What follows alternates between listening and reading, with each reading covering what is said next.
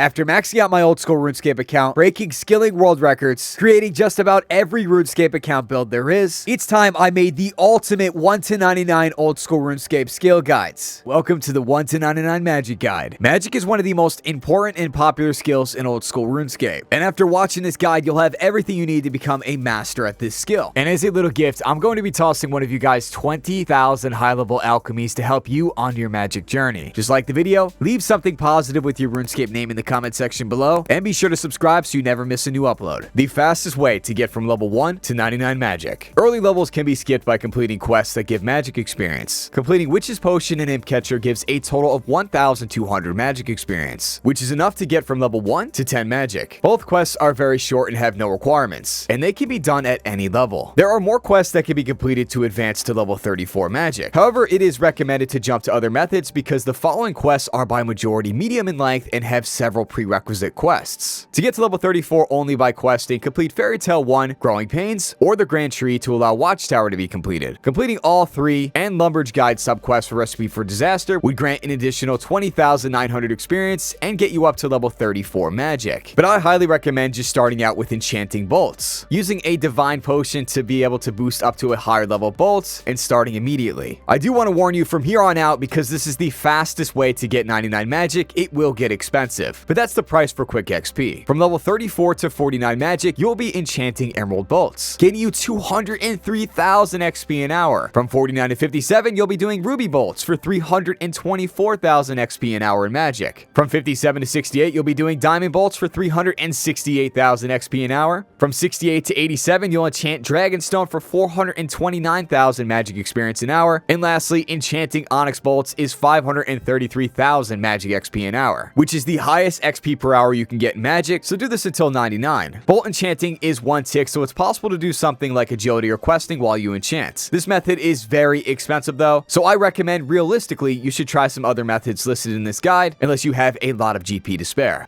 Now, what about the most profitable way to get from level 1 to 99 Magic? Let's talk about it. And if you haven't already subscribed, do so now and help us become the #1 channel for the RuneScape community. I do want to mention, while it may be beneficial to find a consistent moneymaker like high-level bossing and then train Magic with a faster but more expensive method, it's possible to train Magic without any loss. And doing so can bring millions in profit if done all the way to 99. There's no way to profit up to level 7, so for new players interested in training Magic as soon as possible, it's suggested to do the Imp Catcher quest after obtaining money for the beads from the Stronghold of Security. From level 7 to 27 Magic, use level 1 enchant to enchant Sapphire Jewelry. Assuming you have all the materials, you can enchant approximately 1,600 items an hour. Although selling finished products on the Grand Exchange to buy more runes and rings will bring this number down. Training from level 7 to 27 Magic should take around 20 minutes and profit you 62k GP. From 27 to 49, use level 2 enchant to enchant Emerald Rings into Rings of Dueling. Assuming you have all the materials, you can enchant approximately 1,600 rings as well, and keeping in mind selling finished products on the Grand Exchange to buy more runes and rings if you don't have enough GP to enchant all 1,600 at one time will bring this number down. Training from 27 to 49 should take about 80 minutes and profit you 210,000 GP. Now at level 49 to 55, you'll be using level 3 enchant to enchant Ruby or Topaz Jewelry. This spell is more volatile and can require significantly more investment. Keeping with Emerald Rings may be preferred, as level 3 enchant can sometimes result in a loss. Assuming you have all the materials, 1,600 rings an hour is also possible, and training from 49 to 55 Magic will take 1,270 casts and bring you a net profit of 576k. This should take you around 48 minutes total. From level 55, you'll unlock casting high-level alchemy. You can cast high-level alchemy up to 1,200 times an hour, and always test a single item before buying anything in bulk, but from level 55 forward, there's no single most profitable way to train. But there are two main methods. Some players decide to keep doing high-level alchemy all the way to 99. Doing so will take 165 hours, but can bring millions of profit depending on the items chosen. I recommend alching profitable items like rune plate legs, rune plate skirts, rune chain bodies, rune pickaxes, rune kite shields, and any sort of rune item. But it may be slower because of Grand Exchange buy limits. One good way to get around the Grand Exchange buy limits is to go to the Varrock Anvil in free-to-play and buy rune items that are being smithed in real time. It would take approximately 197,966 casts to reach level 99 from 55.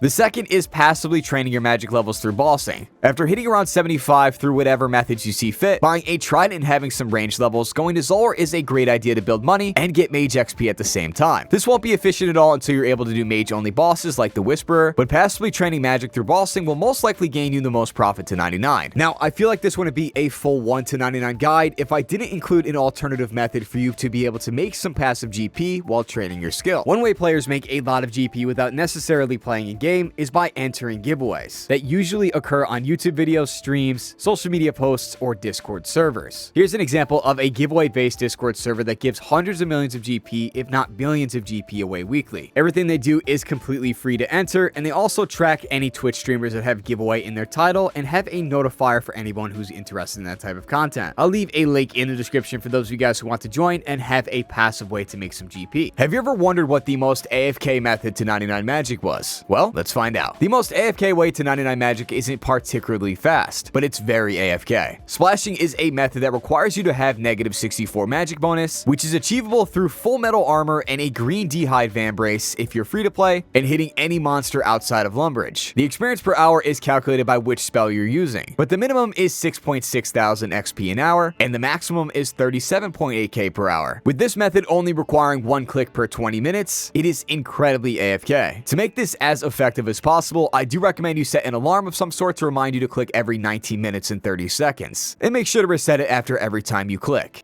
Now, what about the fastest free-to-play route to 99? To start the free-to-play route to 99, first complete Imp Catcher and Witch's Potion. This will immediately get you to level 10 magic. Before the next steps, buy an Amulet of Magic, Wizard Robe Top, Zamorak Monk Robe Bottoms, and a Wizard Hat, and head to Cows. From level 10 to 17, cast your highest combat spell. At level 10, this would be Earth Strike. Once you hit 13 magic, you can cast Fire Strike until 17 magic. Once you hit 17 magic, you can buy some Chaos Runes to cast Wind Bolt, a much stronger spell. I then recommend you go to Edgeville Dungeon and kill Hill Giants in safe spots where the Hill Giant can't hit you, but you can hit the Hill Giant. You should continue to cast your highest level combat spell until 55. At 55, you have two options. Either continue training on monsters or move to High Alching, or both for a more click-intensive but higher XP method. I highly recommend you take the High Alching route and alch profitable items such as Rune Plate Legs, Rune Plate Skirts, Rune Chain Bodies, Rune Pickaxes, Rune Kite Shields, and really look at any rune item and see if it'll be a profit if you lost a nature rune to alch it. Optionally, you can train up to level 25 magic until you can teleport to Varrock. Then use your best teleport spell until 55 magic and start high level alchemy. I wanted to quickly drop by and say I live stream every single day with some of the most action-packed, insane live streams in old school RuneScape. We are on a fast pace to become one of the biggest OSRS streams, and I hope to see you there. With Magic being such an expansive skill, there's a load of different alternative methods that are incredibly viable that you're going to want to know about. Starting with from level 45 to 55, you can hit 80,000 magic experience per hour spamming Camelot Teleport while holding an air staff. This method is a low intensity way to train magic that'll cost around 225,000 GP to get you from level 45 to 55. At level 65, those of you who have Lunar Diplomacy completed can train cooking by baking pies using the Bake Pie spell on the Lunar Spellbook. This offers relatively fast cooking experience at a low amount of effort, and also a decent amount of passive magic experience. However, this method is usually fairly expensive due to low supply of uncooked pies, and some options may not be viable due to low training volumes.